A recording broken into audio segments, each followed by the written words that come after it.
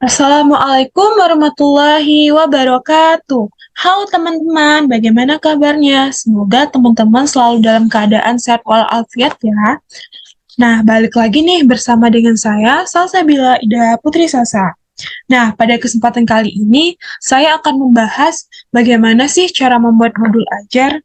Namun, alangkah baiknya sebelum membuat modul ajar, kita mengetahui dulu, apa sih modul ajar itu?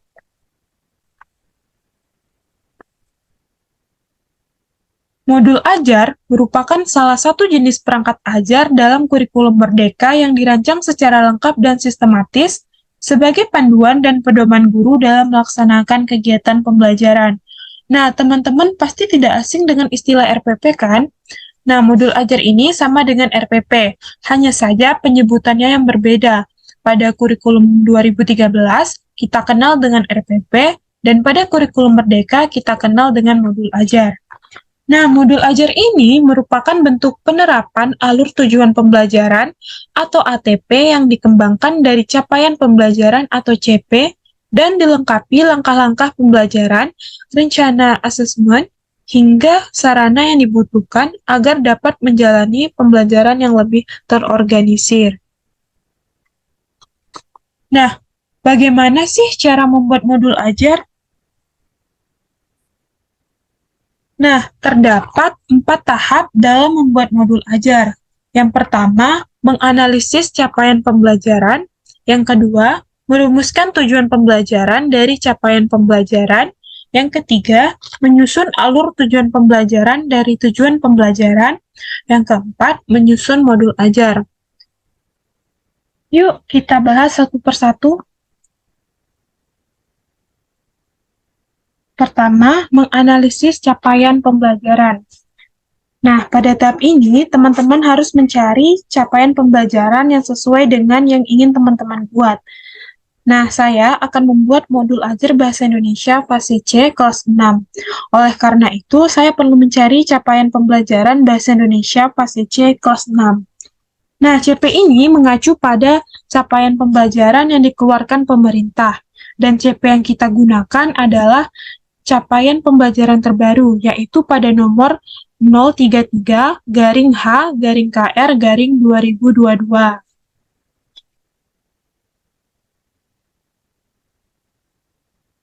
Nah, pada dokumen ini terdapat CP semua mata pelajaran dari semua jenjang pendidikan, mulai dari PAUD, SD, SMP, hingga SMA. Nah, kita tinggal scroll ke bawah untuk mencari CP Bahasa Indonesia fase C. Kita scroll saja ya, teman-teman. Nah,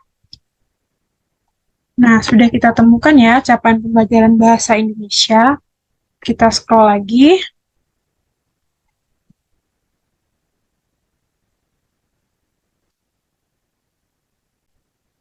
Nah, sudah kita temukan CP Bahasa Indonesia untuk fase C, umumnya untuk kelas 5 dan kelas 6 SD. Nah, di sini terdapat CP umum dari fase C. Ini merupakan CP umum dari fase C ya, teman-teman. Nah, kemudian dari CP umum ini diturunkan menjadi beberapa elemen. Nih, terdapat elemen menyimak, membaca dan bermisa, berbicara dan mempresentasikan, dan elemen menulis. Nah, setelah kita menemukan CP ini, tinggal kita salin saja ya, teman-teman, ke file yang baru. Di sini sudah saya buat filenya. Nah, seperti ini ya, teman-teman. Dimana ini adalah CP umumnya, dan ini CP berdasarkan elemen. Setelah kita menganalisis CP, selanjutnya kita merumuskan tujuan pembelajaran dari capaian pembelajaran. Terdapat 3 alternatif yang dapat kita gunakan untuk merumuskan tujuan pembelajaran dari capaian pembelajaran. Yang pertama, ada TP dirumuskan secara langsung berdasarkan CP, 2. TP dirumuskan dengan menganalisis kompetensi dan lingkup materi pada CP. Dan 3. TP dirumuskan dengan cara lintas CP. Nah, saya hanya akan membahas alternatif 1 saja. Untuk alternatif 2 dan 3 mungkin bisa kita bahas lain waktu ya teman-teman. Nah, di sini saya sudah membuat TP dari capaian pembelajaran. Caranya teman-teman bisa langsung lihat pada CP ini dapat dirumuskan beberapa TP. Nah, di sini capaian pembelajarannya adalah peserta didik mampu menyampaikan informasi secara lisan untuk tujuan menghibur dan meyakinkan mitra tutur sesuai kaidah dan konteks, menggunakan kosakata baru yang memiliki makna denotatif, konotatif, dan kiasan. Nah, di sini kita dapat membuat TP. Untuk TP-nya bisa kita buat menyampaikan informasi secara lisan untuk menghibur sesuai kaidah.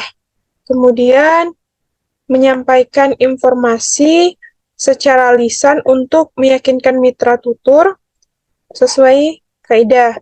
Kemudian menggunakan kosakata baru yang memiliki makna denotatif. Kemudian menggunakan kosakata baru yang memiliki makna konotatif. Kemudian menggunakan kosakata baru yang memiliki makna kiasan. Dan begitu seterusnya.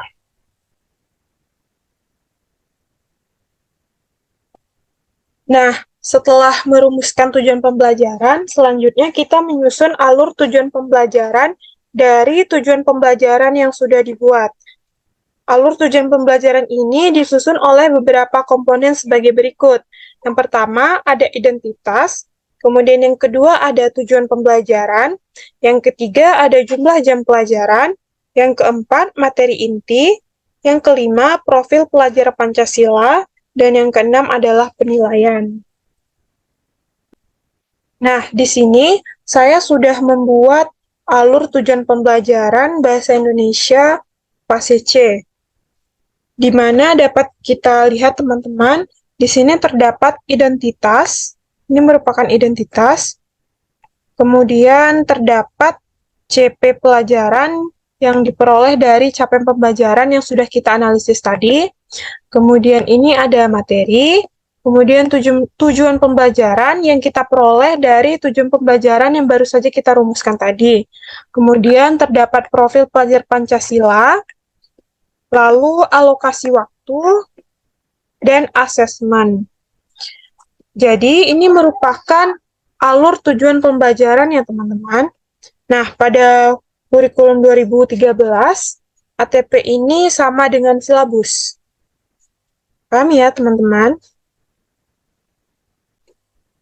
Nah, selanjutnya menyusun modul ajar. Modul tersusun atas 3 komponen, antara lain informasi umum, komponen inti, dan juga lampiran. Untuk informasi umum, meliputi yang pertama ada identitas penulis modul, kemudian kompetensi awal, kemudian profil pelajar Pancasila, lalu ada sarana dan prasarana, kemudian target peserta didik, dan ada moda pembelajaran. Kemudian, komponen inti terdiri atas tujuan pembelajaran, asesmen, pemahaman bermakna, pertanyaan pemantik, kegiatan pembelajaran, dan refleksi. Adapun komponen lampiran yaitu LKPD, pengayaan dan remedial, kemudian bahan bacaan, lalu ada glosarium, dan daftar pustaka. Nah, teman-teman, di sini saya sudah membuat modul ajar Bahasa Indonesia kelas 6. Dapat kita lihat, di informasi umum terdapat identitas modul yang tersusun atas penyusun, instansi, tahun penyusunan, jenjang sekolah, mata pelajaran, fase atau kelas, materi, lalu ada alokasi waktu. Kemudian ada kompetensi awal, yang mana kompetensi awal ini merupakan kompetensi dasar yang harus dimiliki peserta didik sebelum melakukan pelajaran. Kemudian ada profil pelajar Pancasila, kemudian ada sarana dan prasarana yang dibutuhkan dalam pembelajaran, lalu ada target peserta didik, di mana maksudnya bahwa modul ini dapat digunakan untuk peserta didik reguler untuk peserta didik berkesulitan belajar maupun untuk peserta didik dengan pencapaian tinggi. Kemudian ada juga jumlah peserta didik, kemudian terdapat moda pembelajaran, di mana di sini merupakan bagaimana pembelajaran ingin dilakukan. Kemudian ada metode pembelajaran. Kemudian komponen inti, di mana ada tujuan pembelajaran yang kita peroleh dari tujuan pembelajaran yang telah kita rumuskan tadi. Kemudian ada pemahaman bermakna. Kemudian ada pertanyaan pemantik yang merupakan pertanyaan yang merangsang minat siswa pada topik pembelajaran. Kemudian persiapan belajar, lalu ada kegiatan belajar di mana terdiri atas kegiatan pendahuluan, kegiatan inti, dan juga kegiatan penutup. Setelah itu, terdapat jurnal membaca, lalu ada refleksi guru dan juga refleksi siswa terhadap pembelajaran. Lalu ada asesmen atau penilaian. Kemudian ada kegiatan pengayaan dan remedial. Kemudian pada komponen lampiran terdapat LKPD. Kemudian ada bahan bacaan guru dan peserta didik, lalu ada glosarium, lalu daftar pustaka. Nah, baiklah teman-teman, demikian tahap-tahap dalam membuat modul ajar yang dapat saya sampaikan. Semoga ini bermanfaat untuk teman-teman sekalian. Terima kasih, sampai jumpa selanjutnya. Wassalamualaikum warahmatullahi wabarakatuh.